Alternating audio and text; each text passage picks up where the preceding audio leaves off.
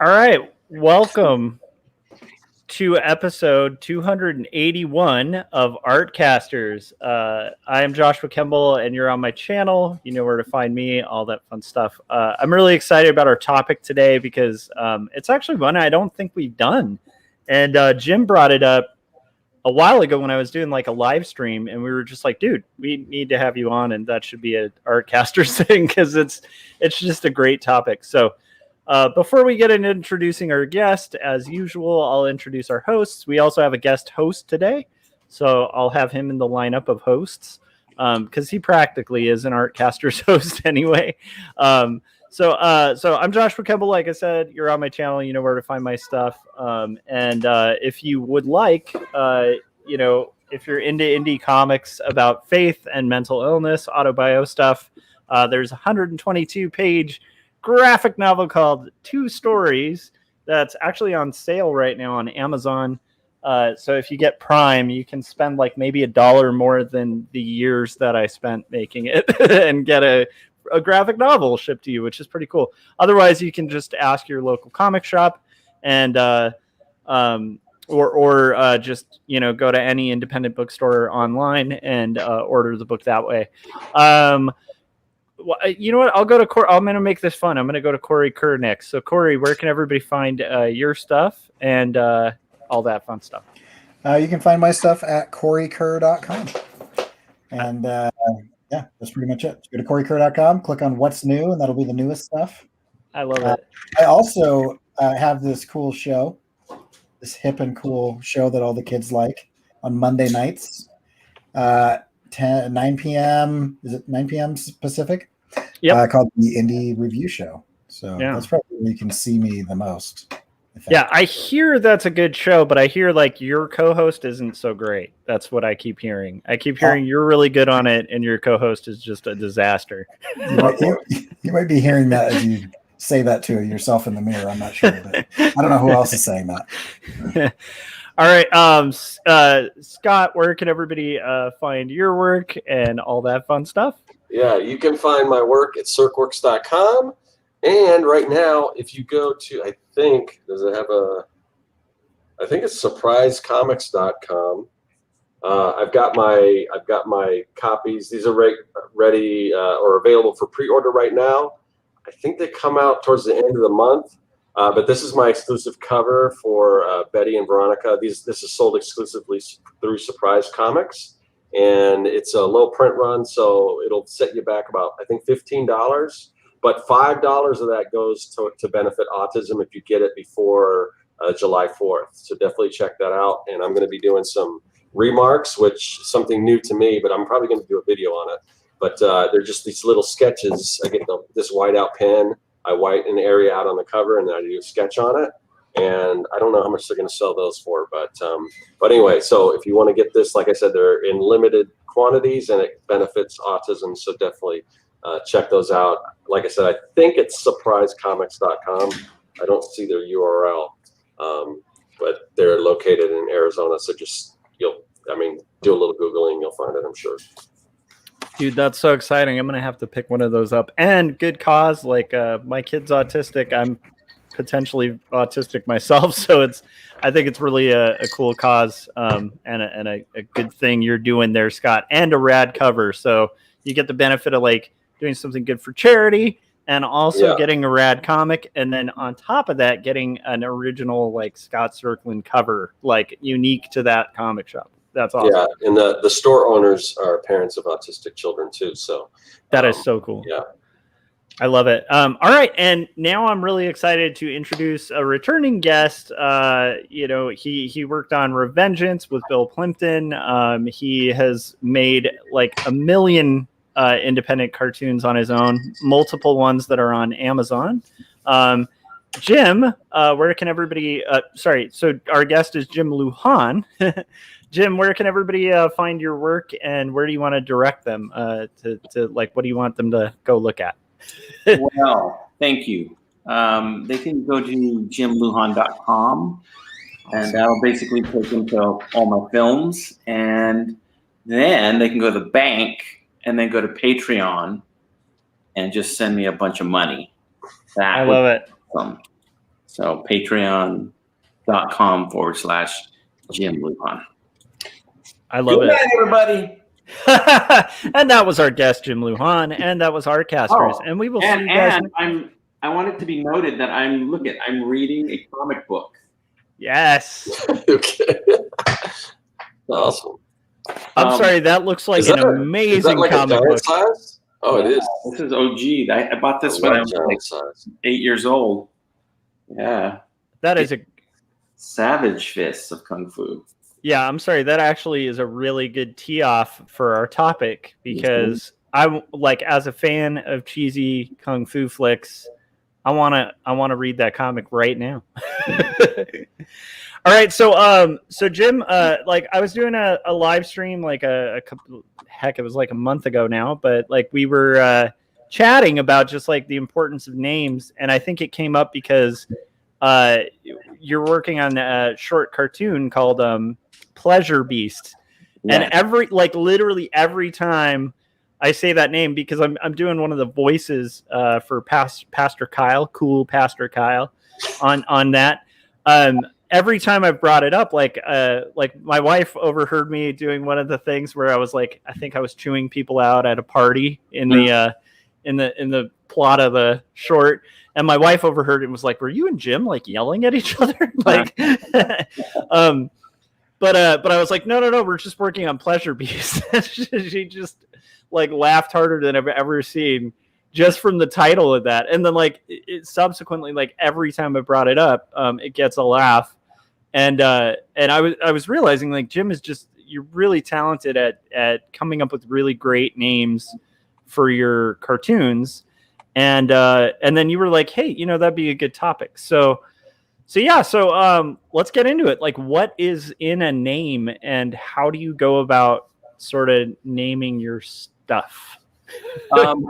It's very important. I mean, almost all of the time, the title comes before the story. Almost all the time.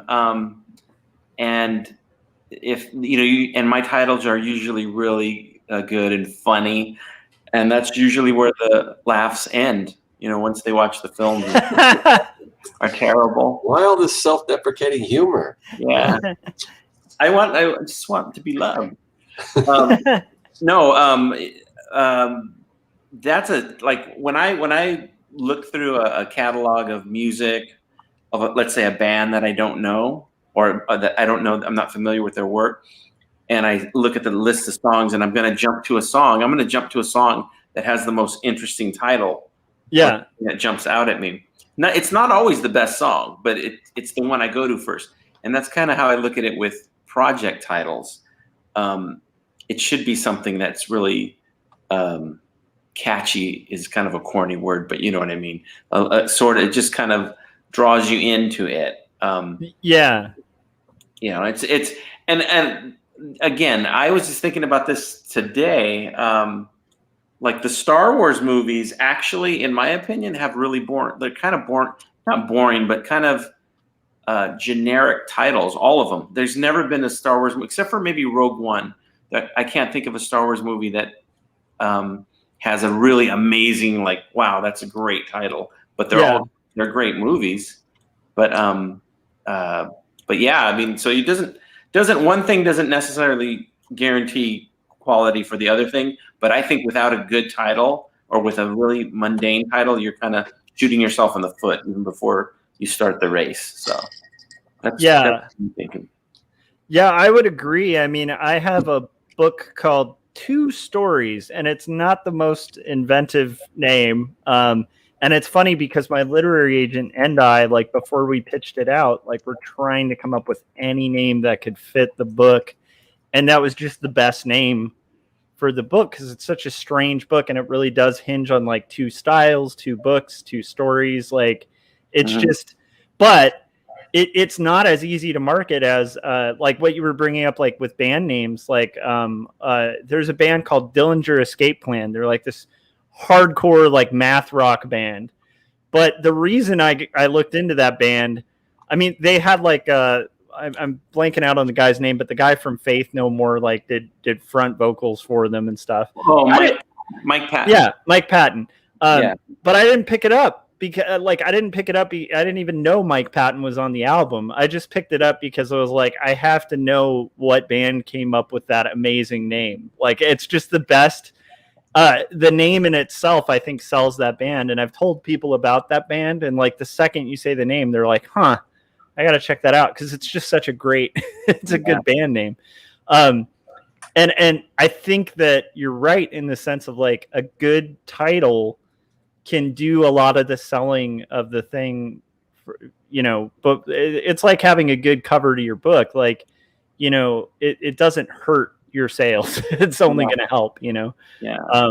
And in the 90s, that was and again, going back to music, that was a big thing in the 90s. Cause remember, we went through the 90s with the one word titles for everything.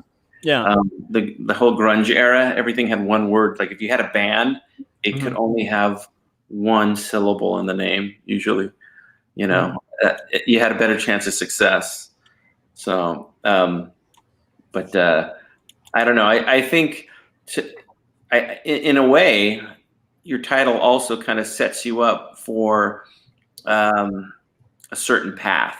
And I'll use Pleasure Beast for an example. I was thinking the other day that if we put that on a marquee in front of a theater, what kind of a crowd are we going to attract, really?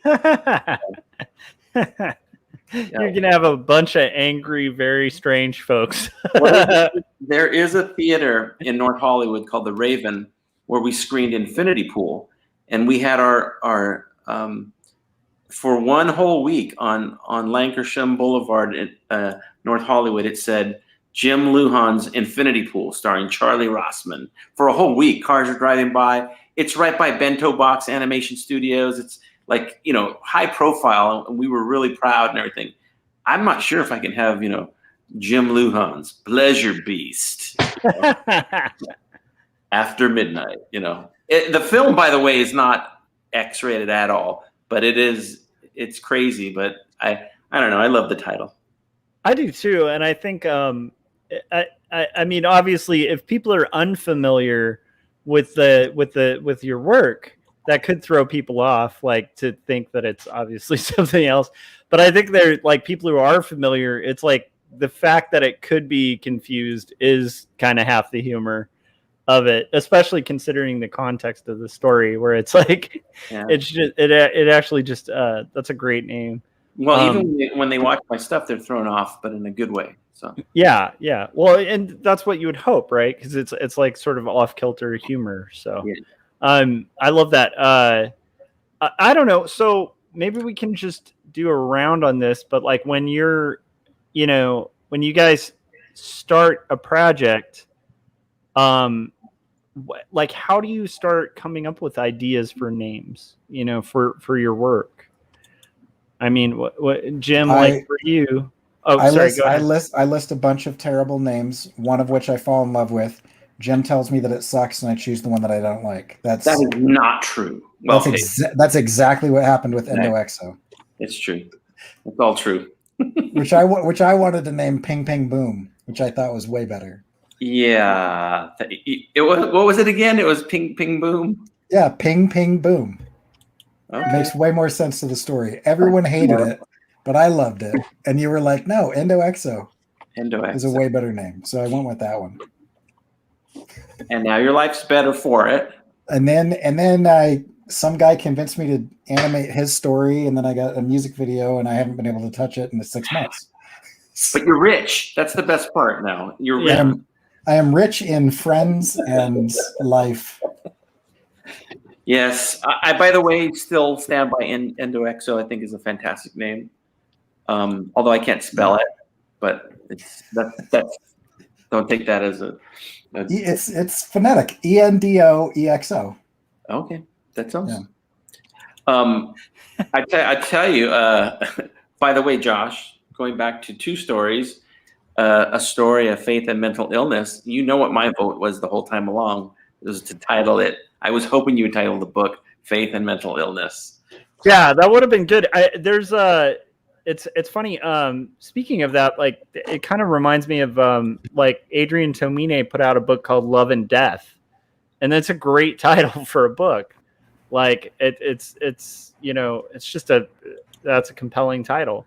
I agree. I might have erred, but I don't know. It's kind of an interesting thing because, like, for me, when I'm thinking about titles, I feel like it has to fit the story for myself too, right? And it's like, yeah, but I don't know. That might have been a better, more marketable approach. I like, for me, there's titles that sort of work. With this title's just been kind of the working title since it began, and had a lot to do with like the structure of the whole story. The book before that was called Jacob's Apartment, and it was kind of a play on Jacob's Ladder, and I'm going to be like pitching that shortly around, but I have to finish my proposal on it. But it's like, when I'm thinking of titles, I tend to try to think of something catchy as well. Especially with like shirts and stuff like that. Like if it had a good title for it, like the Attack of Literacy, right? Like people would want to buy the shirt. If it didn't have a good title, like it was a harder sell. So I definitely, I don't know. And how much does a title have to be truly representational of the film? Yeah. Because the one that comes we're talking about Star Wars earlier. A title that comes to mind, I think it's a great title, but doesn't really, to me, doesn't sum up the film, is The Phantom Menace. Oh no, that totally works. Because Darth Maul. I know it works for what the film is, but when I think of, just like Attack of the Clones, when I think of those Attack of the Clones, I don't get a vibe of Star Wars. Phantom Menace, I love that title. It's a great title, but I don't get a vibe of Star Wars. So it's like, it kind of doesn't, it's a great title, but it doesn't fit. It's like a boy named Sue, if that makes sense. Yeah, I can see that. Yeah, it's interesting when the titles don't fit. I don't know, like I guess it would be dependent on kind of what the intention is of the person, you know, writing it or whatever. But I don't know, like, so with like Pleasure Beast, for instance, is that something you had at the beginning when you were structuring the story? Like, what kind of led you to that as like a title? It was a song first. It was a song that was done in the style, Lisa Copenhaver, my friend, sang it, and I wrote it, and it was a song that was kind of like a very 80s, like an angry Janet Jackson type dance song. And it was called Pleasure Beast, and it was just, you know, it was like, boy, you can't control me, that type of a song. And so it came from that. Like the song happened first, and then I thought, wow, it's such a good song that I need to put this in a film. I need to write something around this. And so I had a few ideas, and instantly the idea that I'm doing now is basically probably the second idea I had for it, but it was my favorite. And so the title came first before the idea of the film. And that not everybody, you know, works like that. But I know in Hollywood. Okay, here's a good example: Snakes on a Plane. Mm-hmm. You know, they didn't write that movie and go, well, what do we call this movie now? Well, there's snakes on a plane. Let's put it. Somebody had the name Snakes on a Plane either as a joke or somewhere, and they made a movie of it. Yeah. You know? For sure. And the movie itself, like, just is full of like riffs on movies that cite their own title in the dialogue. It's like, it's time to get these snakes off this plane. Yeah. Yeah, dude.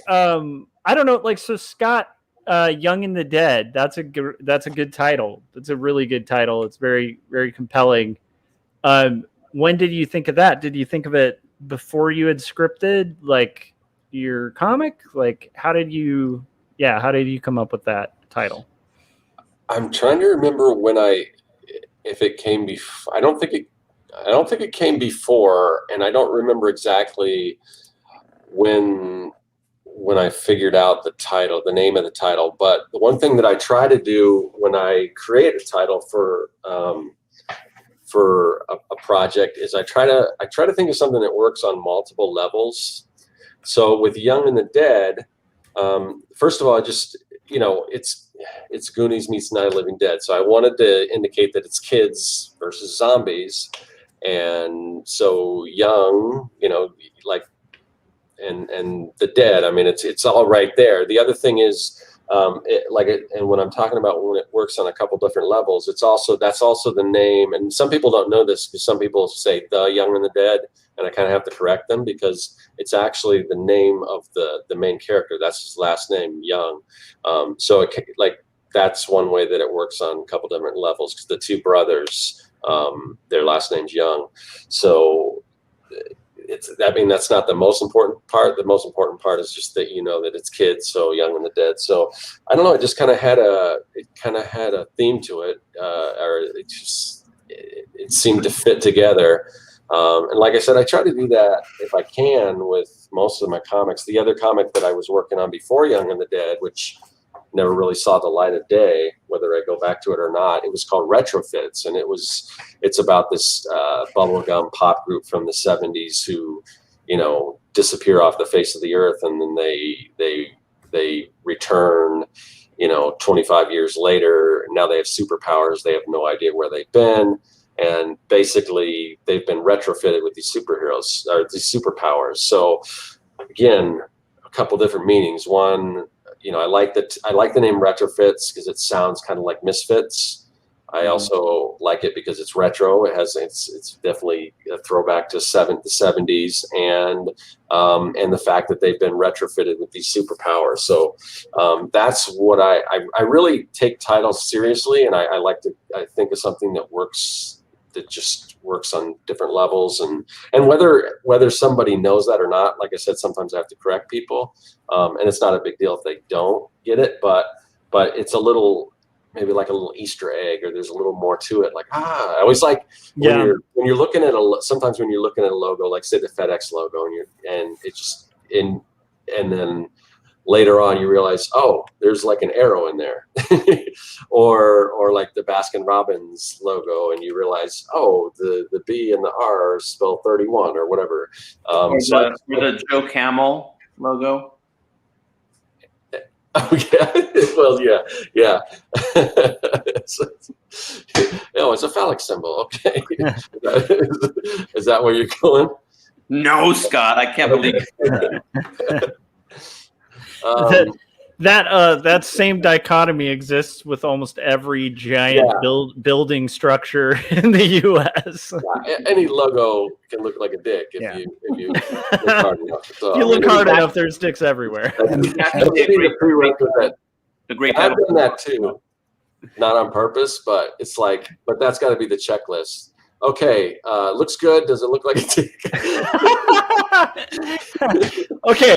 So that is a good working title, is like Dicks Everywhere. But that's the sequel to Pleasure Beast. Scott's next how-to book.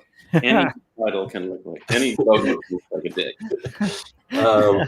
So anyway, that's, and so my neck, tentatively, and I don't like to talk about this too much. I mentioned it a few times, but my next title, if I end up doing this story, after I finish Young and the Dead, tentatively it's called Hip Optimus Prime, or Hip Optimus Rhyme, which this is going to be a story that deals with hip hop and giant robots and kaiju, and so I wanted that. I like the idea. Obviously, it's a play on Optimus Prime, but it's also, it's got hip hop in it and rhyme and all this, and it just kind of, I don't know, it sounds kind of funky. Whether I stick with that or maybe I'll find something better. And so, I mean, at least when I hit on Retrofits and Young and the Dead, I knew right then those were the perfect titles.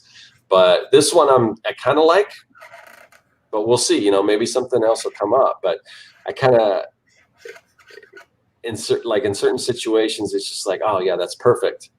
And you just hit on it and you go, yeah, that's the right title. And then some other ones you're like, maybe I'll keep playing around with it. So I kind of want to say that you'll know when you arrive on it. But yeah, it's definitely not something I take lightly. I just don't throw things out there because it's something you have to live with. That's a perfect example. Hippopotamus rhyme is a perfect example because you hear that and you're like, what is that? Sounds interesting. What is that? Yeah. Whereas, as if on the other hand, you could have called it, something really like, The Next, or you know what I mean? Something. Yeah. There's a lot of especially on Netflix. There's a lot of projects that have really simple titles. Yeah, and they must do that on purpose. But if you're just like looking at a catalog or looking by name, it doesn't jump out at you. But then you see the person that's associated with it. Those type of projects can afford to be called, The Table. Yeah. Right. Yeah. Or like The Road by Cormac McCarthy. I was thinking of that when we started this because I was going to say like not every great work like has like a great title, but still like if Cormac McCarthy had titled The Road something totally different, who knows? Like his book might obviously it was like a massively important book, but you wonder if it might have even been more known and more appealing to people, like with just a title that might be a little more indicative of like the plot. It's you never also know. The hippopotamus comment Gary made. Yeah. It's I can't lie. That's kind of that sparked some of the idea of the hippopotamus or the hippopotamus and the rhinoceros. Yeah. Dude. So Gary said The Long Sad Walk by Cormac McCarthy. That actually reminds me, like I was in a band once called Long Walk Home, and that was our band name. And we used to get people coming to our shows just because of our band name.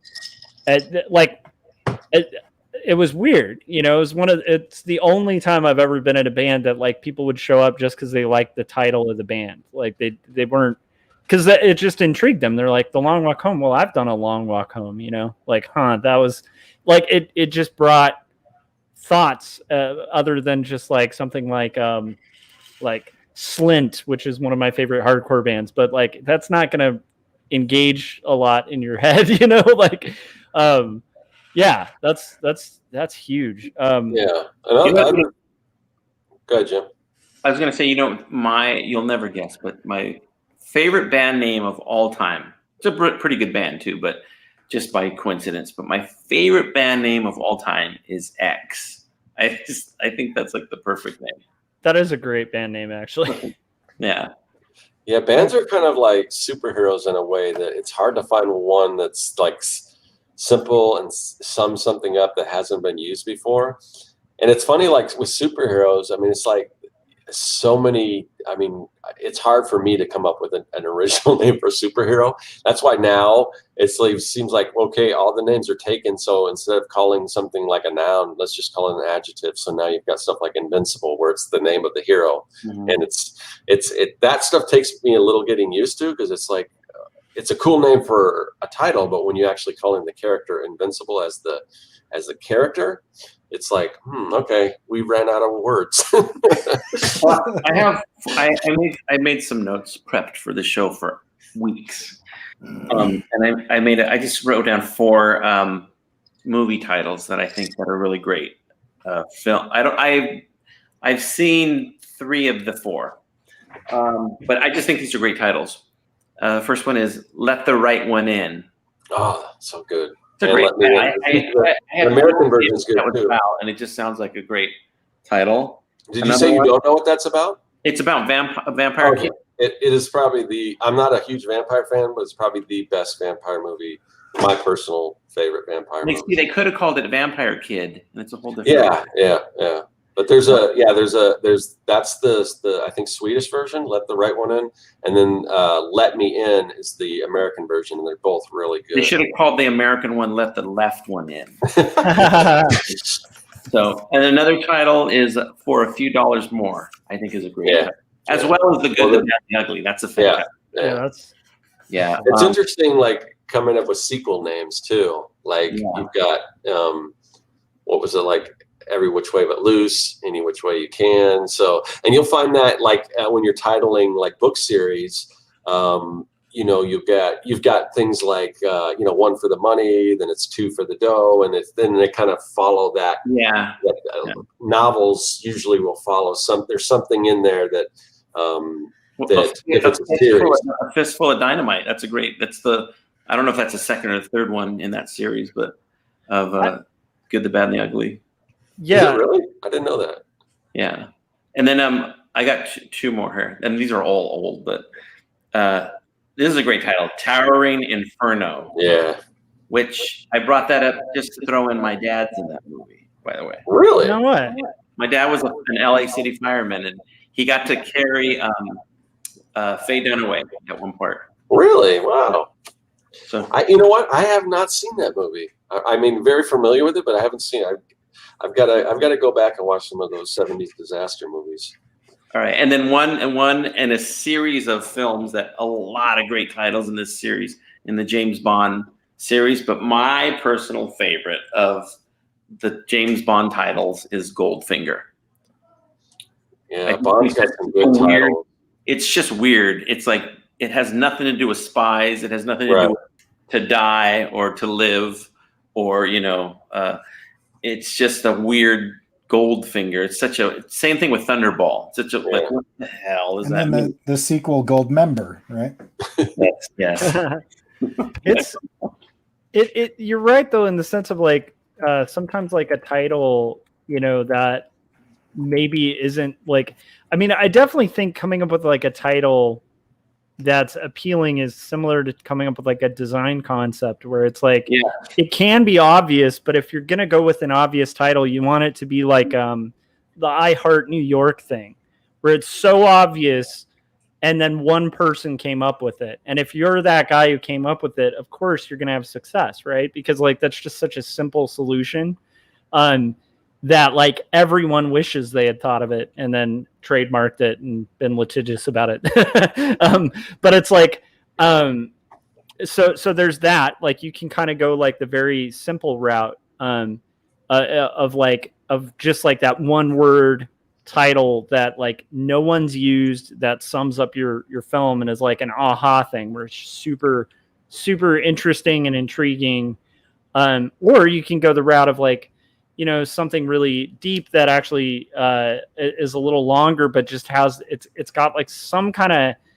I think what it needs to have. I think what we're getting at, and keep in mind, this is coming from somebody whose book is called Two Stories, so bear it with a grain of salt. Like I don't think you have to abide by this. Like one of my favorite book titles is Catcher in the Rye, right, by James Salinger.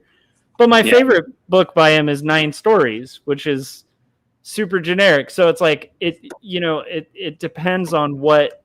Now I know where you got your title from.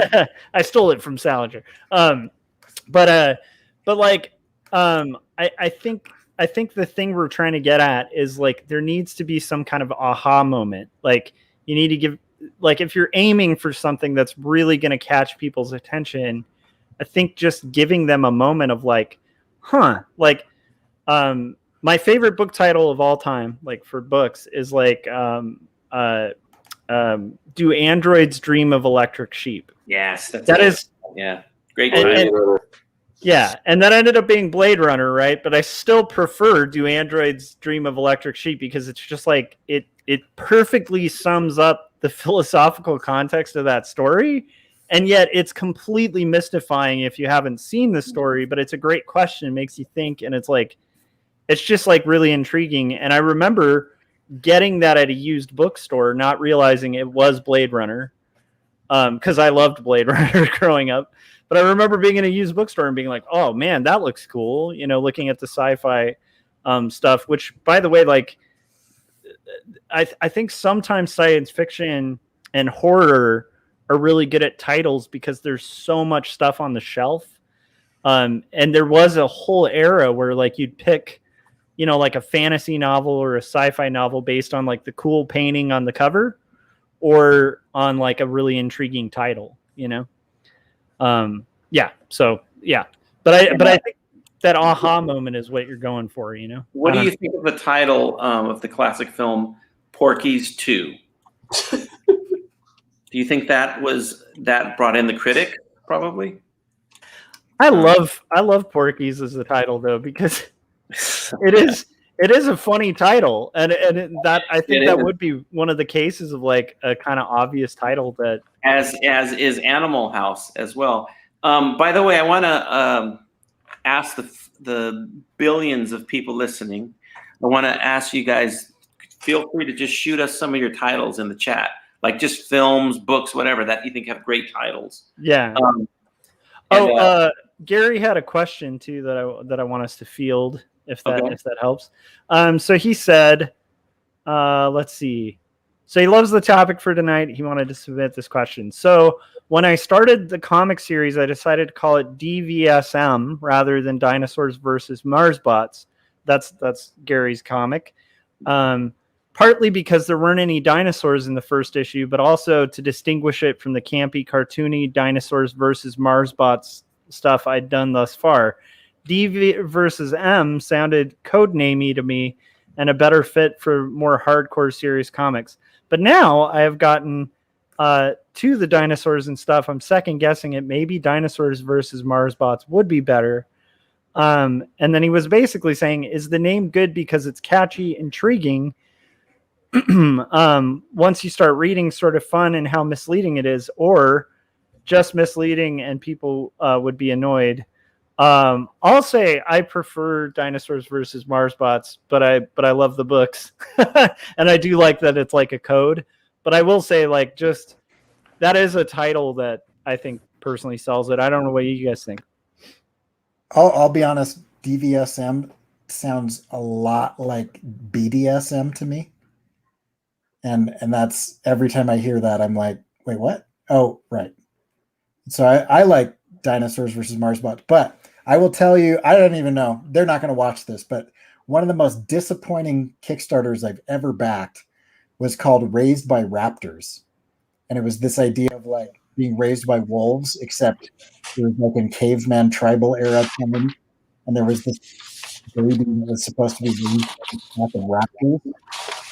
And the first 30 pages of that book, which is what I backed on Kickstarter, did not have a single shot of a single dinosaur.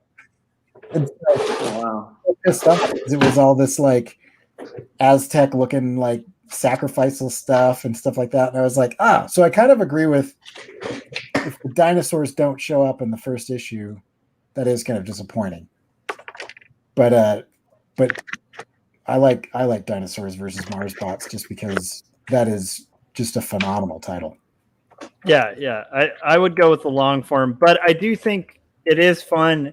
The other thing I'll say too is I always want to like promote Gary's stuff all the time, and I am really bad with numbers, and so I have trouble remembering the year that they're titled off of. So it's a lot easier, like just for my own memory, like as somebody who's really bad with memory, Dinosaurs versus Marsbots is just easier for me to remember, you know?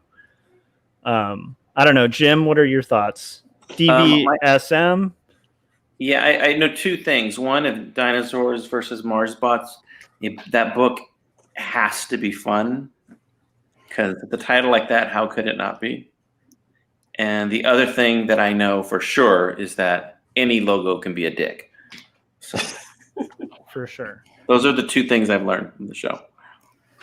So, no, if DVSM, I mean, that's kind of a deep cut a little bit. You'd have to know. Actually, unless it's in, you look at it. Actually, I saw that. By the way, I just subscribed to Gary, and I saw DVSM and DV. What is it? Is it DVSM? Yeah, you got it. I saw that, and I was kind of intrigued. I was like, what is that? Yeah. And so it worked in a way. Yeah, I mean, I think Gary, you might be right in the sense of like it might be misleading if it's Dinosaurs versus Marsbots, and then you read the first issue and there's no dinosaurs, you know. And also you're right, like in the sense of like I think you're thinking and shortening it does make it seem like a code. Although I will say Corey's also right, like it does sound a little bit like BDSM, but hey, that might be a selling point for some people. And I mean, we were talking about Pleasure Beast, right? And that's hilarious too. But that could be misinterpreted, But you can kind of. So I think it does depend on the context of the story. I think either way you're good. But I would say if you collect it, you like when you do trades of this thing, you need to call it Dinosaurs versus. Gary, Mars. why don't Gary and I do Dinosaurs versus Pleasure Beasts? Well, I think you could also, if whatever, you kind of already got it started, but if you are going to collect it, you could definitely say D versus M, DV versus M, and then put in parentheses underneath it or something. So Gary wrote in the chat, he says, maybe I want that kink dollar. Yeah. And right the minute I read that, I said, what a great title for a song. Kink dollar. Maybe Kink I dollar. want that. I like the whole line as a title for a song. Maybe I want that kink dollar. Maybe I want that kink dollar, Yeah, that's great. All right, Jim. We need to have you and I need to collab and do like a fake band. Yeah, yes. That'll be our first single, And our album will be called Any Logo Can ... Yeah. I love it. So all right, so like Jim, how do you come up with titles? Like you were talking about coming up with it at first, but is it similar to concepting? Like, do you do like a mind map first or anything like that? Like, do you have like a list of names that you want to use? Yeah, it's usually, to use a popular term, triggered. I usually am triggered by something. Like right now is a perfect example. Gary wrote, kink dollar, and that like 1,000 thoughts went through my head right now, and then one of those could become a cartoon, and that's literally how it happens. I'm something sparks something in my mind, and then it goes off, and then I chase it down, and then I go down different alleys, and it ends up being something a little bit different than what I even set out to do. But that's how it happens. I'm trying to think if I can honestly say I've never done a project where I didn't already know the title. Like I've never worked on something like, and this is untitled. Actually, I just told you a big fat lie. And Corey, you can call me on this because when we worked on the Unchained Fist short, we didn't know what the title of it was going to be at the end of it. Wow. Yeah, we had a big announcement. It was like a whole episode. And remember, I was trying the day of. I was like, That was one of the many times when I realized that your process of collaboration for names doesn't need to involve other people. Because I was tossing names out, and you're like, yeah. That was good. It was a power move, actually. But yeah. But yeah, that's a perfect. That's the one exception, I think. I think. And so I watched that. I'll tell you some of the thinking that you had, because you kind of thought out loud as you were saying things like, I know that I want it to like have some punch to it. There was like some, I can't remember the term that you used, but there was a term that you used where you're like, I want it to be something around, like you had decided ahead of time, like what type of response you wanted from the name before the name existed. Mm-hmm. And there was a cadence to it too. Like that's big too. Yeah. You're like, it's got to have this kind of rhythm. It's like, and so there's like how it sounds musically was something that you were considering at the time. Yeah. That's a big deal when you're titling something. It's almost like having a car, and you want the car color and the shape of the car to be a certain thing, and the innards are another whole different thing. But I mean, you could have a Porsche and then have a Nissan Sentra shell, and it takes away a little bit of your, if you're into Porsches, let's say, then it takes a little bit of that fun away from it, and like having a project that's a certain feel and a certain style. If you don't have a title that works with it, it kind of takes away, I think, a little bit of the steam. Not always, but I think that's kind of that's something that I kind of go by. Something I wanted to know too, Corey, are there any titles that you can think of that from films or books that jump out at you as being like, wow, this is really well titled. There's a strong title. I like the band Sugar Cult. That's one of my favorite band names. They named it after a cult of lesbians that lived next door. And I thought that was a pretty good name for a punk band. I'm really simple with things like the comic book and movie 300. Mm-hmm. That's such a great like movie and premise because it's the 300 Spartans. I mean, there's like 1,200 people there, but like I really liked that one for what it was. Just I agree. Yeah. I misunderstood your message that you sent, so I came completely ill prepared for what we're talking about. So I'll jump in as I think about them. I thought this was going to be something important. Whatever notes you have misunderstood, we'll use it for whatever the next show is. Okay, sounds good. It's going to be great. Well, I just think it is kind of interesting, and you mentioned too the fact that like it should kind of fit a little bit of the feel of what you're going for too. Like, if you title something and it makes it sound like what somebody's getting into is like a hardcore like slasher movie, and then they watch it and it's like this deep cut like art house film, your title might actually do you a disservice, Yeah. Or it could be like really cool, like that effect where maybe it does have horror to it, but it's just a little different than horror, and so like you are drawing the people you want, but you're kind of misleading them intentionally. Like I think it's just something to consider, because it's like I feel like I don't know, let's say you were doing like an action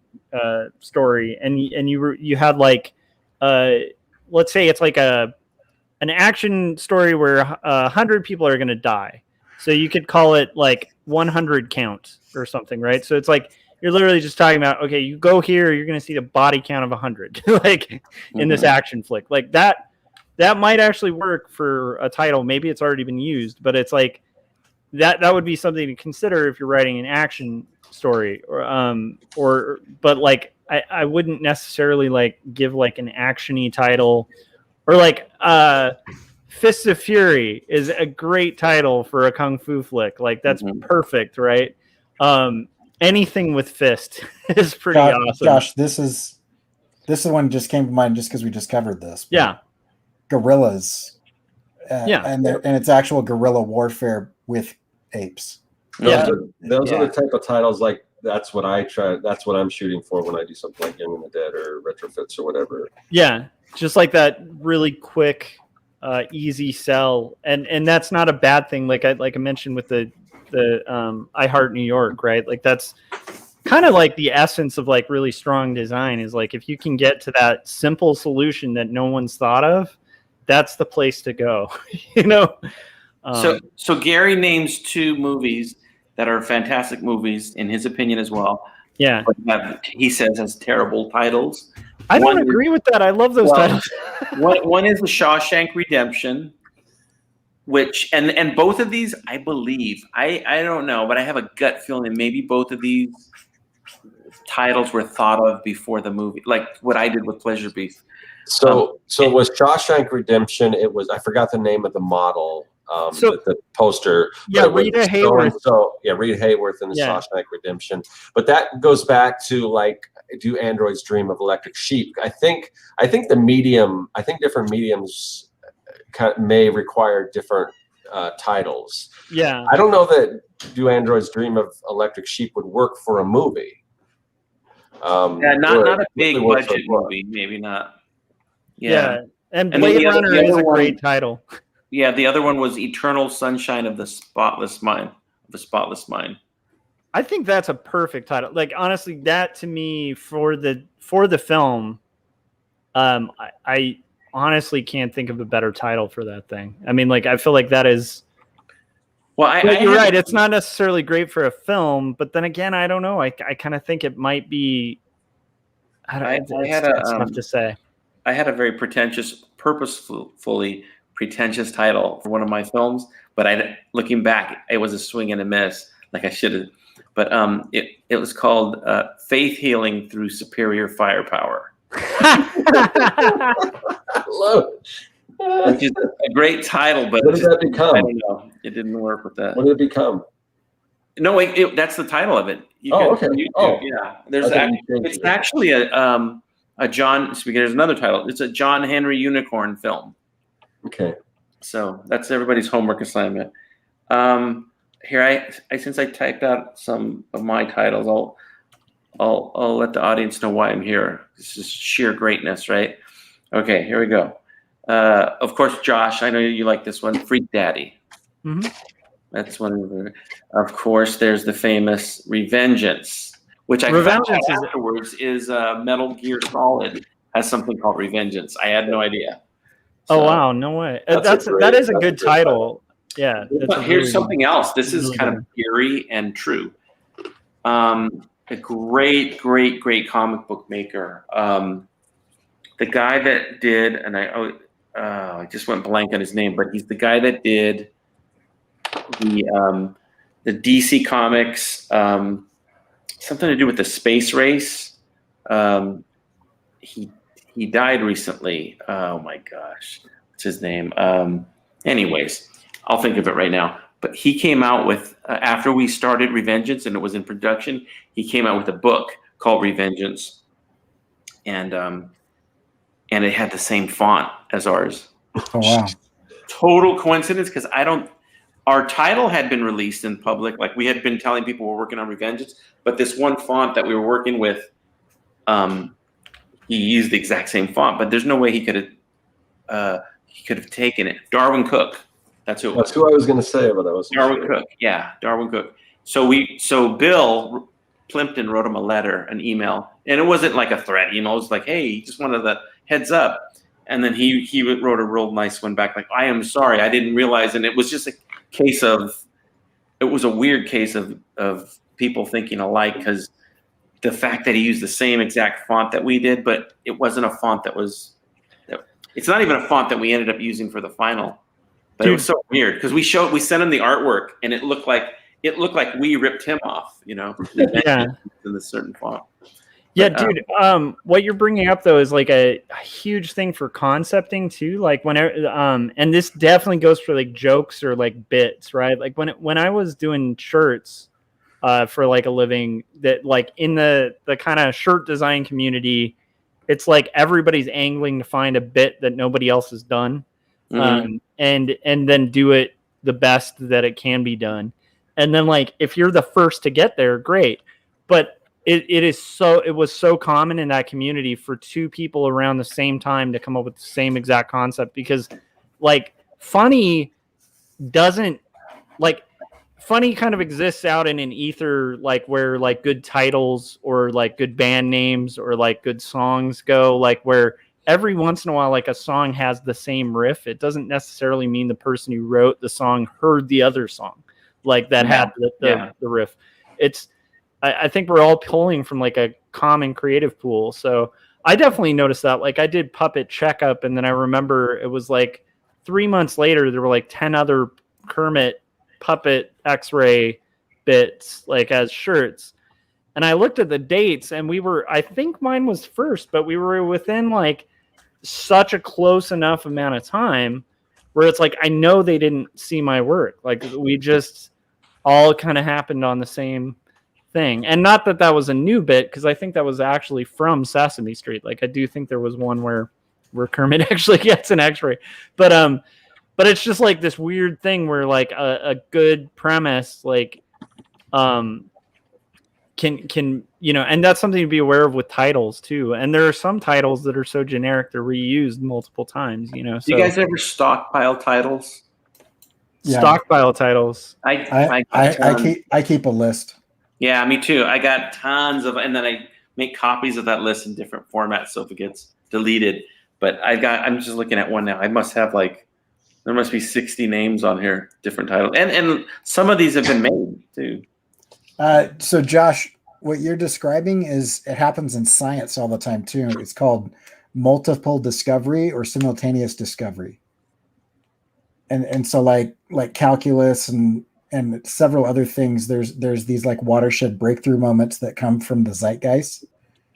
And the theory is that if the environment is apt to produce that idea, that multiple people who are kind of tapped into the environment with the right skill set will come up with that idea.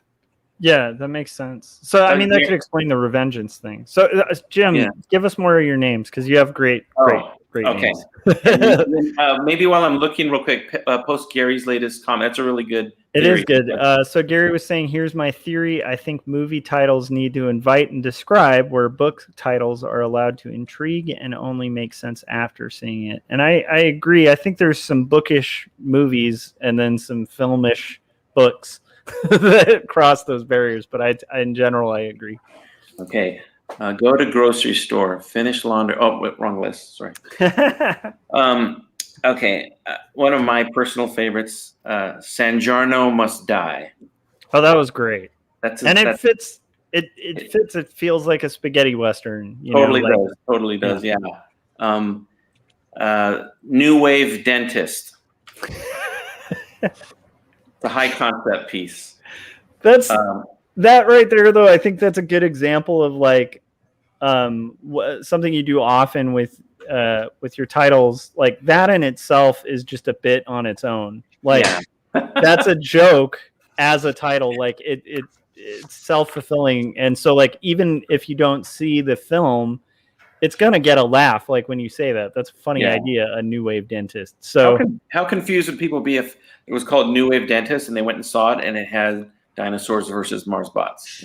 Or if they saw it and it was like this very like depressing artsy film about a dentist that's really into New Wave.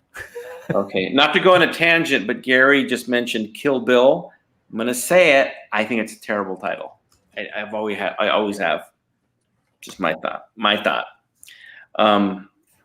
Okay, here we go. Speaking of epic great titles, Mama, I'm a Thug. That's the first Jim Lujan thing I saw, and I love it. Which is funny because it got auto-corrected to Mama, I am a Thug. Okay.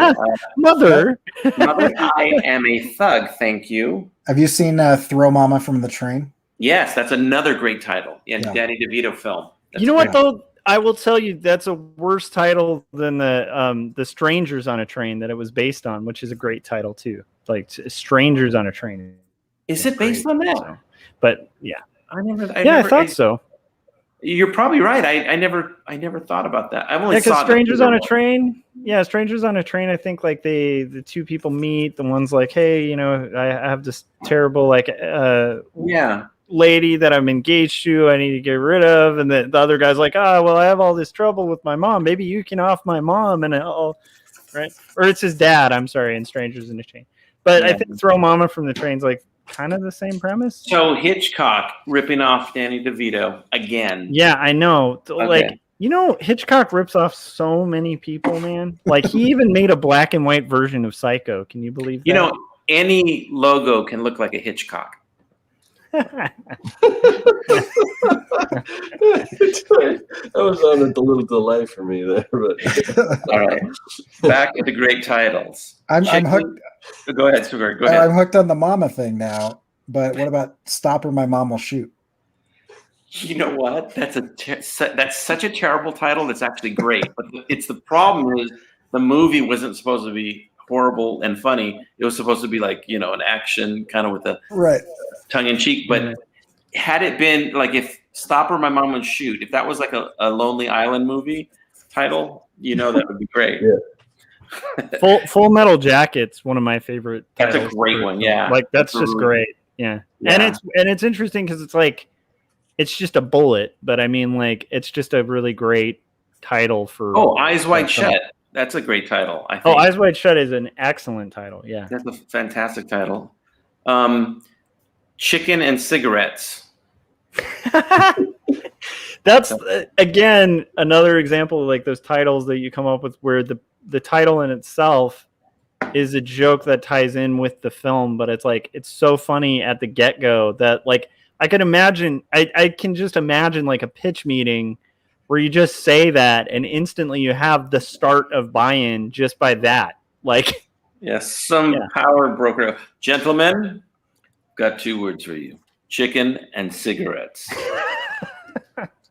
Sold. Okay, The Legend of Bobby Churro. That sounds like going to be an award-winning film. I'm pretty sure. And then I got a couple more, 2 more.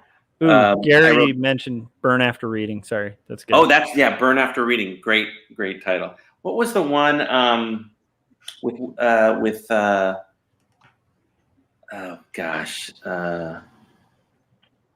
one Woody Harrelson's in it and Josh Brolin's in it and it's the Coen brothers. The heck.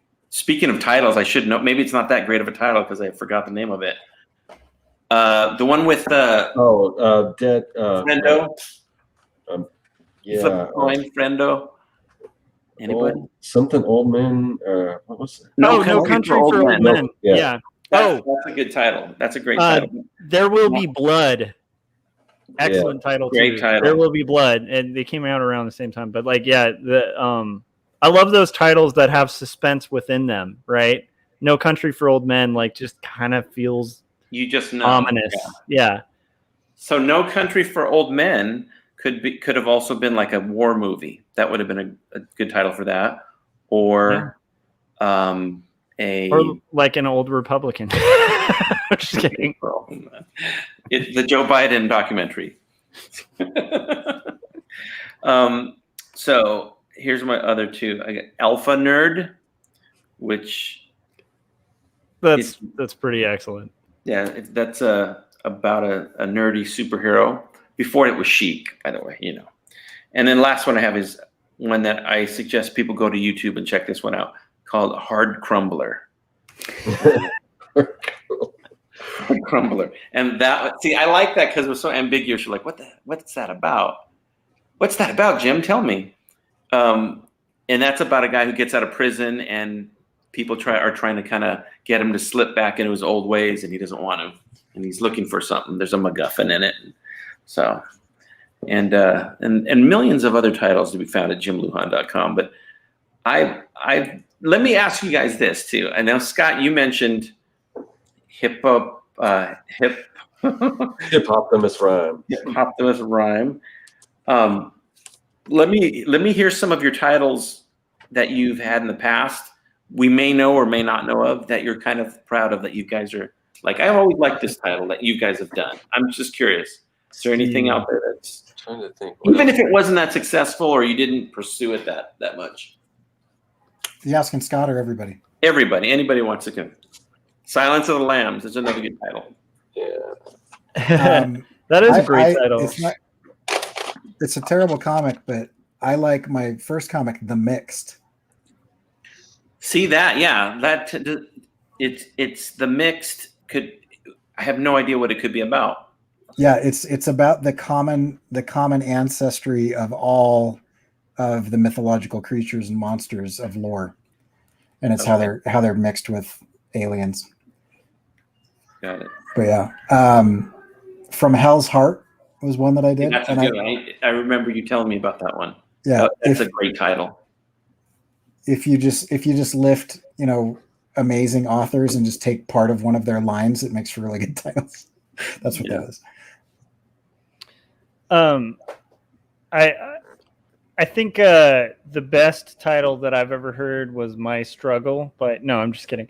I know Josh's favorite of mine because he brings it up often. Which What's one that? am I get? Journey Poo. Journey Poo, of course. I think that is very funny. Yeah, I mean, there's a couple things like most of my cleverer titles were for T-shirts, So there was like one called Interlocking Lives in Transit Lanes, which I think is interesting. Like, just kind of, it was like a sketch collage kind of thing.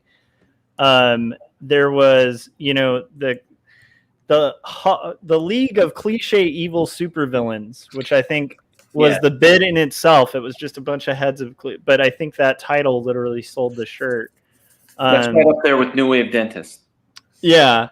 Let's see. Attack of Literacy, Captain Obvious was a big one where it was like, and this was before the Captain Obvious commercial campaign.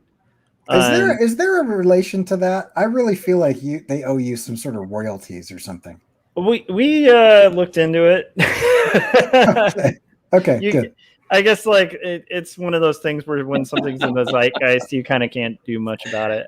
So, Gary has a really good comment too, by the way. The second comment.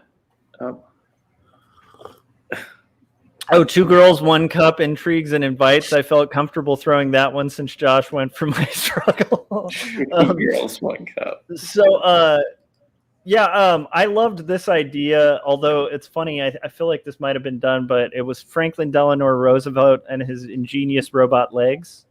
That was going to be like a thing. There's a hall of cliche heroes, historical superheroes.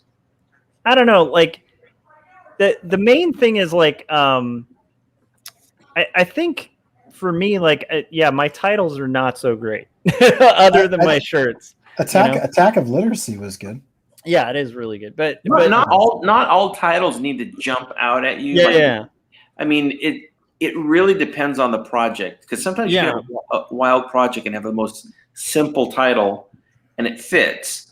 But the topic for tonight really was specifically the titles and how to draw people in with a title a little bit, or what draws us in.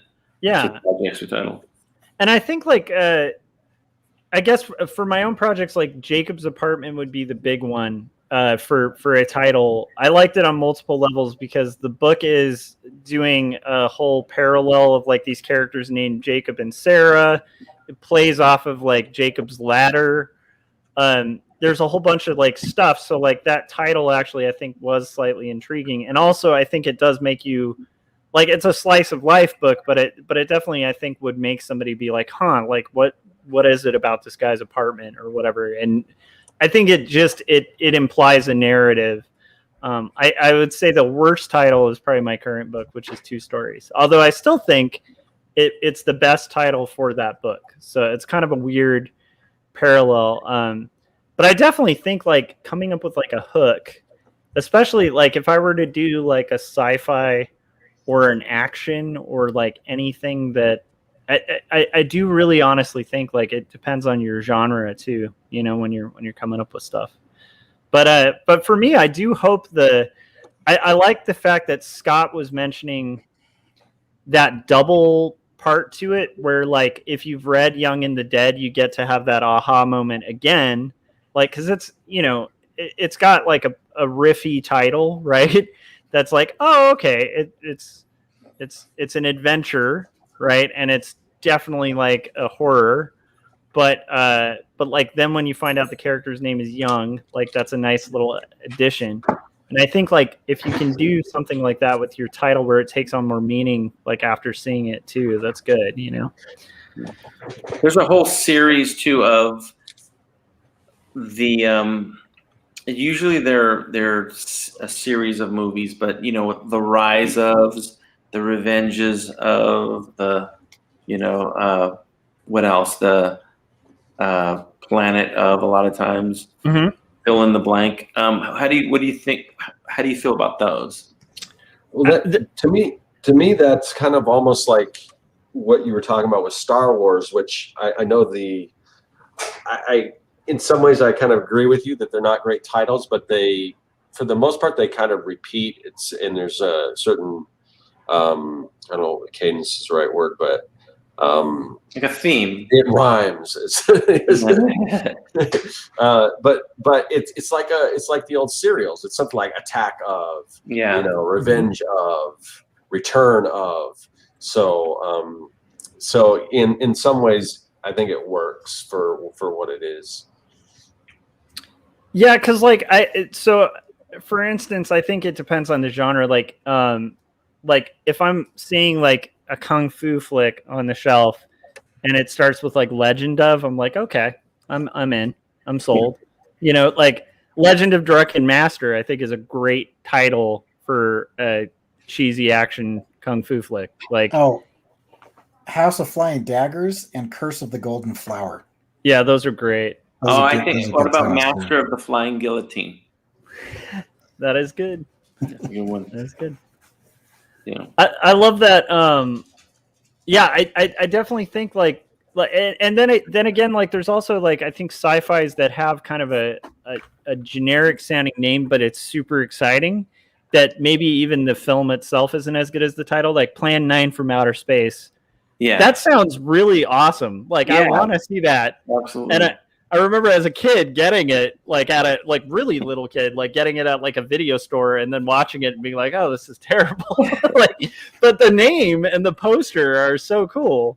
You know, yeah. So there's that, and then I guess Glenn or Glenda isn't really a great name, but you know, I do like.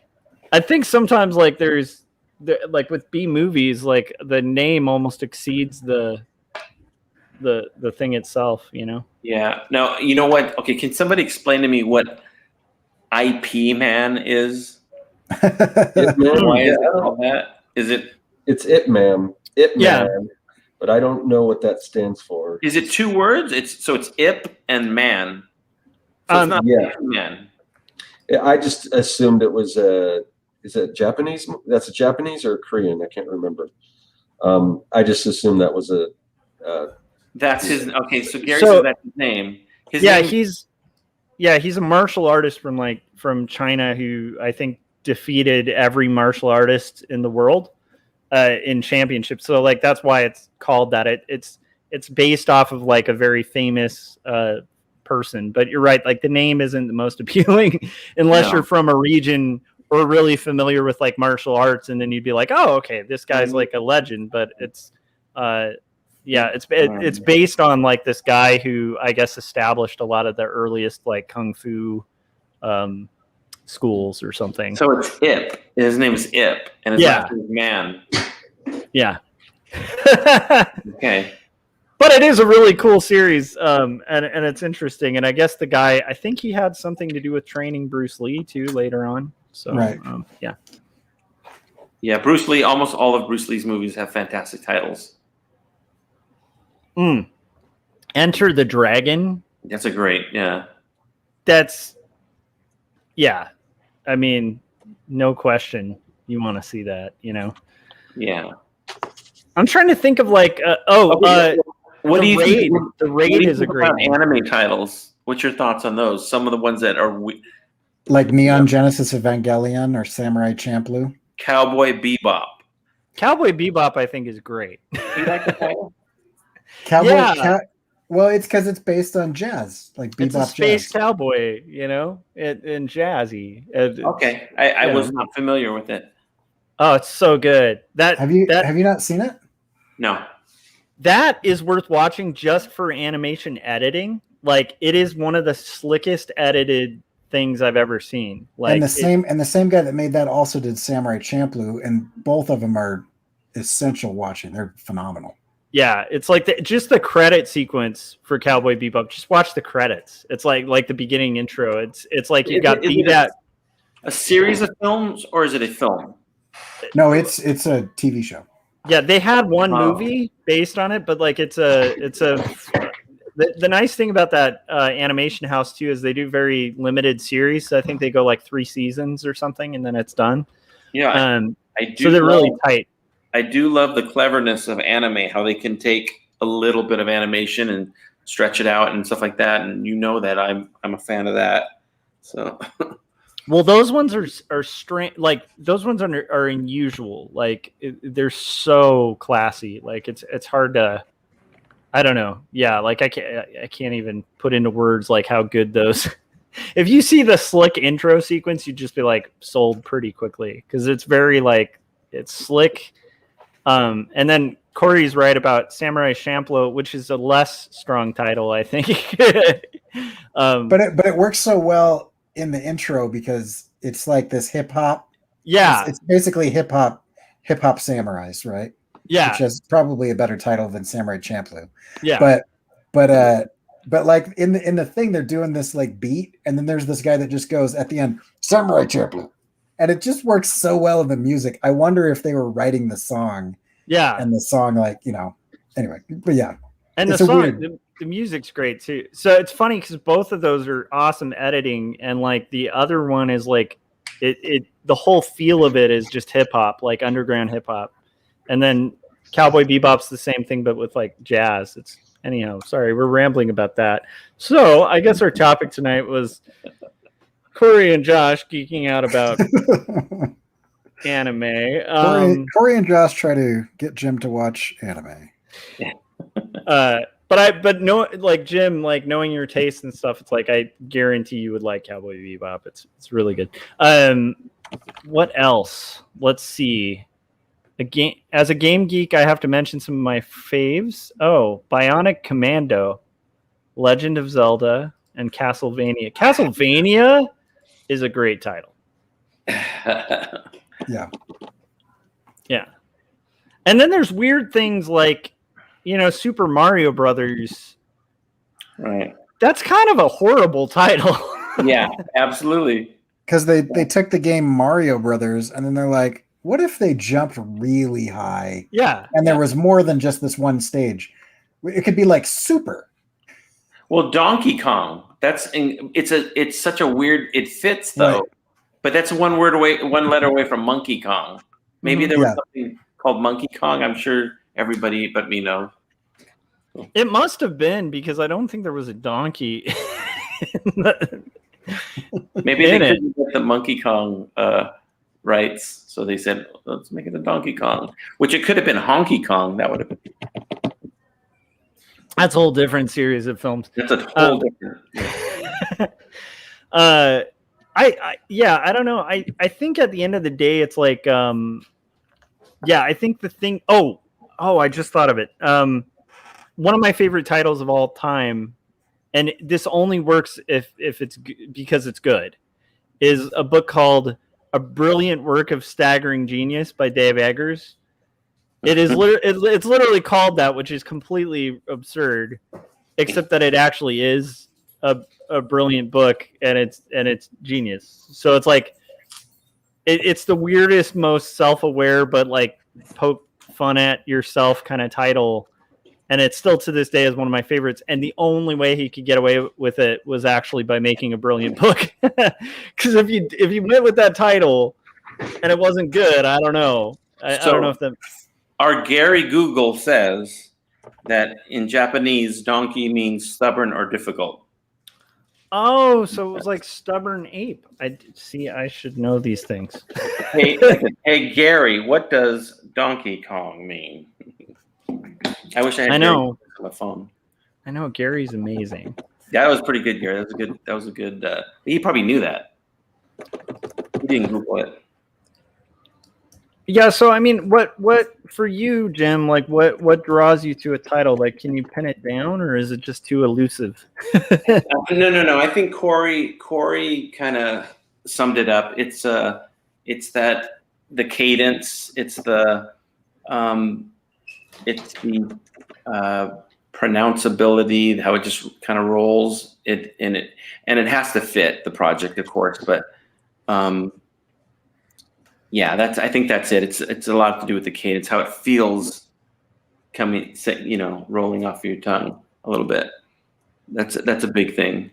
I'll give you. I thought of a band name. Again, I don't know anything. I know you like this band, but I don't really know. But what great name, Fugazi. I couldn't name a Fugazi song, but that's a great name for a band. Yeah, for sure. And so just to spare going on another kind of Cowboy Bebop tangent, I won't try to sell you on Fugazi, except say you're missing out if you haven't heard him. But yeah, that's a good name. And I guess it's like, a term from like Vietnam, but it's just a great name. One thing that I wanted to bring up too, I was a lot of the modern rappers and hip hop artists have these. I think it's like a thing now to spell your name and make your name not like super catchy, or kind of like back in the day when you had somebody like Mixmaster Mike, those type of names. Mhm. DJ. Beastie Boys were great at coming up with like catchy titles. Now you would have names like Post Malone, which is kind of cool because I know I forgot. I heard why he called it Post. And Malone was after Karl Malone, I think. But anyways, it's just interesting now that they Tekashi 6ix9ine, and it's spelled all like weird, and there's so many artists that have names like that. That's like a thing now to spell your name. So they do that because all the other URLs are taken. I would imagine so. Yeah. I mean, it could be as simple as that. But also when one person does it, then another person has to do it. Another, it's like your name would be like Corey Kerr Strawberry, and it would be spelled totally. Right. The $ would be the S, and then Yeah, $ TR8. Yeah, bringing up the hip hop thing though, it reminds me of like another strength in names. Like there are bands that like everyone knows their name because of their iconography, and so like a really good logo with it helps a lot. So thinking of like the Misfits, like people who've never heard of the Misfits know the Misfits, like just that branding. Crass is another band where like hardly anyone other than like deep cut like punks like have heard like Crass, which is funny because it's not even like that hardcore of a band. It's like a anarchist commune like I used to see TSOL on all of the jackets and everything, and I thought I had no idea what it stood for, but then but it was on everybody. You're right. And the same thing with the Agnostic Front. Was it the Agnostic? Yep. Yeah. Agnostic Front, Naked Aggression. Like there's these names that like, and the branding with it. And thinking of hip hop, like I really liked like the hieroglyphics a lot. And one of the funnest things about being into the hieroglyphics was they just had this little icon that was like a line with like 3 dots. And it's like you wear a shirt with the icon and people would be like, what is that? Wu-Tang Clan and the W. Like Wu-Tang Clan's a great Public Enemy. Speaking of cadences and stuff like that, one of the best names cadence-wise is LL Cool J. That's such a catchy, that is a great name. You feel like a rapper when you're saying it, no matter it's like you can't say the word cookies and be tough, and you can't say LL Cool J without, being a little bit, hip hop. LL Cool J said cookies and he was tough. Or is that what you're alluding to? He had a song about cookies and between 2 buildings. Something about Oreos eat Cool J cookies. Yeah, that's right. Yeah. All right, so I feel like we've hit the topic pretty good. Where would you, I guess, like to kind of wrap it? Like what kind of? See, I'm tying that back into the hip hop thing. See, we're gonna wrap it. Okay. So anyhow, to get this to a close a little bit, what would you guys kind of recommend, like for people out there who are coming up with titles of their work? Just in general, like let's say you're working on your big project. Like, what do you think are maybe some key points people should consider? Just to kind of wrap it up. When titling stuff, fit the project the best you can, and if you can, be original. But you might have something that ends up being called the stairs, and if it fits the project, go with it. But so really, that's counter advice I just given. Thanks, Jim. You should have something called The Room, which I recommend everybody watch. It's so bad it's good. I think there's a couple different movies called that, but I know the one you're talking about. So Scott, what about you? What would you say for like key points? Yeah, I don't know. For me, sometimes they just kind of come to me. But there are times where I'm trying to title something and I just just do like a mind map, like list all the things that have to do with this concept, and see if anything kind of sticks out to you, or a couple of different things, and then just kind of play around with it. But a lot of times my titles, they just kind of come to me, and I try not to push it too much. Like while I'm thinking of the concept, I know I've got a lot of like lead time, so while I'm doing that, it just rolls over my head, and then fortunately the ones that I've already, like I mentioned before, the ones that I've came up with, they once I got them, I knew for sure that was it. So, but don't be afraid to like just brainstorm or just write a list of just anything that comes to mind that has to do with your story, and see, wordplay, or, is there something that either rhymes, or something that's, what's the term I'm talking about? Alliteration, things like that. I love it. All right. Yeah, like the Fabulous Freak Brothers. Like there's a little alliteration in there, right? All right, Corey. What do you think for just like tips and stuff like that for somebody who's like concepting or starting their project? I think you should pay Jim Lujan $1,500 per idea. Yeah, and just let him do it. No, the biggest thing is, I think I like what Scott said about mind maps and word lists, because like you can get to the core of your idea and then like explore synonyms and antonyms and get out your thesaurus and kind of like wander around, but then start to say things out loud, like even just so you can hear it, because if it's inside of your head, it's way different than when it's realized physically. And so like hearing it, I think, is really important. And so like I walk up to random strangers and just say weird things, and then gauge their reaction. If I like the reaction, I do a project about that. I like that, and you have to be careful not to like do that too often, because you might get arrested. But still, that's a good. It helps. It helps if you smell strongly of urine when you're doing that. And you guys will be seeing Corey shortly. So basically, I totally agree too. I think like I also think like it is a talent, and it's like you're not always necessarily going to be hitting the level of like titles that I think somebody like honestly like Jim comes up with, because Jim's like a really funny dude who's really intelligent about comedy, and so like a lot of those things I think innately come to Jim in ways, I think, and this isn't to like mystify the process. I'm just saying, like, I noticed that also in t-shirts. Like there's some people who were just killers, like they were murderers when it came to like coming up with a great concept and executing it perfectly. And just sort of like, for me, my experience with that was like, it was more like grabbing in the ether, and then every once in a while I'd hit this like 2-month stint of just like connecting and making these really great bits, and then I would be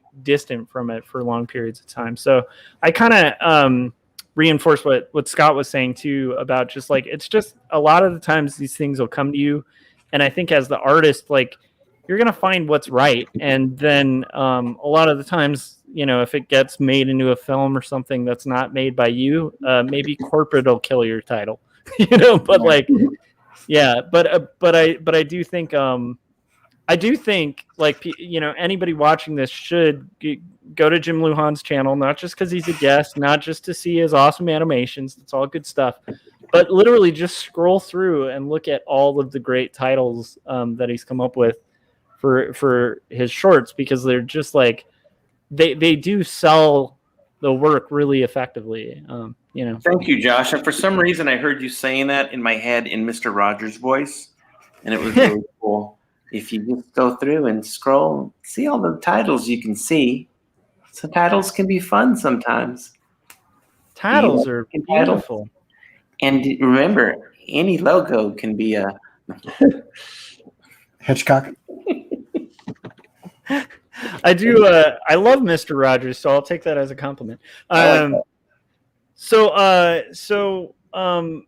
yeah, so like, I guess I think. Do you feel like we hit the topic well? I hope we touched on everything. I we kinda do. I wanted to do. get to on it. And I think it's just fun tossing around titles and everything. And Josh, actually, 2 stories.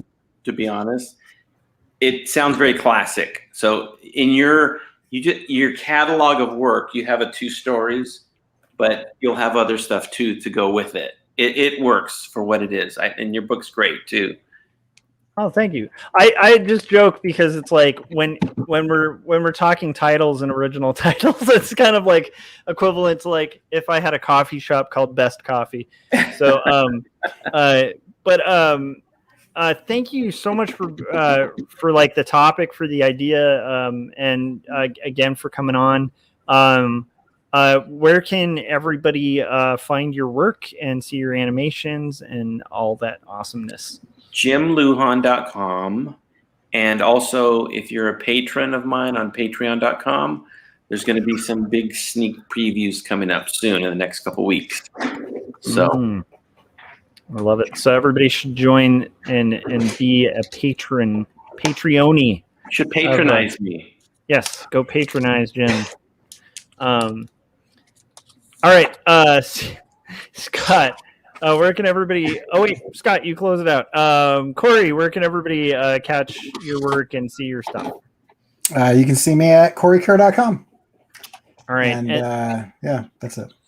CoreyCurr.com is a good place to go, and I would also let people know your Instagram too, because you just posted an animation on there that's really cool. Yeah, if you want to see a flying dead squid astronaut, then you should go. That's the title of my next book. Then go to Instagram, and you can just search my name. Or if you go to CoreyCurr.com and click on What's New, then all my social media links are there. So hey Corey, Flying Dead Squid Astronaut. I just looked it up. It's the next Radiohead album. Oh, okay. I'll have to change. You might it want slightly. to look into that. Yeah. That totally does sound like a Radiohead title. Oh my gosh. Actually, OK Computer is a really good name for an album. But anyhow. Okay, so you're on my channel. You know where to find me. If you haven't yet, consider picking up 2 stories, book 1. And other than that, Scott, how do people keep track of this madness? But before that, like, where can people go to pick up like a really cool artist exclusive of Betty and Veronica? Like, where could they go for that? Yeah, so here it is surprisecomics.com. You can go there. This cover, it is exclusive to Surprise Comics. You can order it online, and it's limited to 250 copies. So a very small print run. They sell for $15 because it is a small print run. And hey, I don't care. You can go and flip them or whatever afterwards and make some money off of it. But the one thing, if you get it before, if you order it before July 5th or July 4th, sorry, then $5 of that sale will go to Next for Autism. So definitely check that out. And so how do I get back to, let's see. Yeah, so I'll just show you right here. I've got a few of these, and I'm going to be doing some remarks, which are little sketches on the cover too. I don't know exactly what those will sell for, but yeah, definitely go online. And I think if you want to get it autographed, I think it's $20, which I don't usually charge to autograph my stuff, but that's just what the store's doing.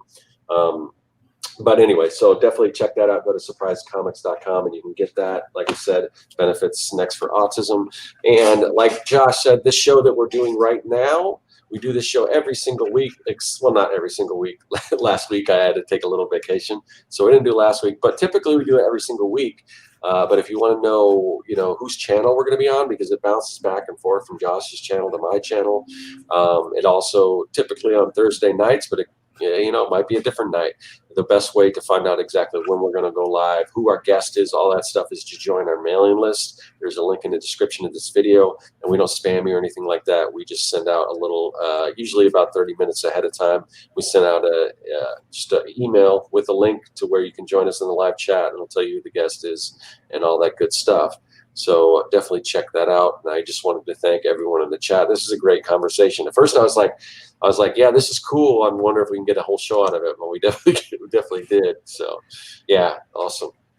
Yeah, I really appreciate the topic idea and everybody in the chats too. And also, I do want to say I just finally I went to surprisecomics.com and I recommend, even if you guys aren't going to buy it, go check out that cover, because like getting a closer look at it, there's a lot of little neat details. Like I love the Archie popsicle. Like it's very cool. And that's what the remarks are going to be. They're all going to be the Archie characters as popsicles. I love it. So I think that's I just think that's really a cool. It's interesting to see Scott's take on those characters, because seeing it closer, it's definitely got Scott's style, but Archie comics, which is a classic. So, congrats, Scott. Thank you, Jim. And I guess I will see everybody next week we'll see everybody on Artcasters at the same bat time and bat channel, and make sure you subscribe to the mailing list just in case that bat time and channel change. And with that being said, we can close here. I'm going to try something different. Can you hold up that comic so we'll close on that? Titles, guys. Savage Fists of Kung Fu, easily the best title ever. All right, look at that, and we'll close out. Bye.